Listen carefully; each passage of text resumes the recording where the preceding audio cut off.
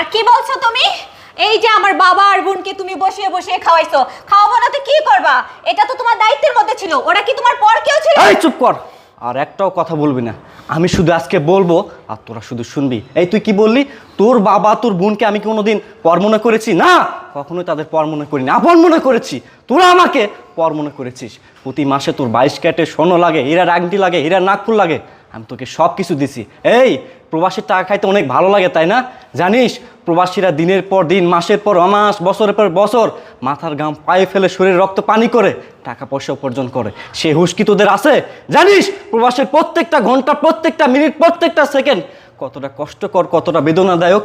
প্রবাসে কখন দিন হয়, প্রবাসে কখন রাত হয়, তা প্রবাসী ভাইয়েরা জানে না। আজকে আমি অন্ধত্বে নাটক করেছি বলে তোদের কাছে বোঝা হয়ে গেছি। এই তোর আমাকে ভালোবাসিস? হাই রে বেঈমান, হাই রে স্বার্থপর, হাই রে বিশ্বাসঘাতক। আসলে তোরা আমাকে কখন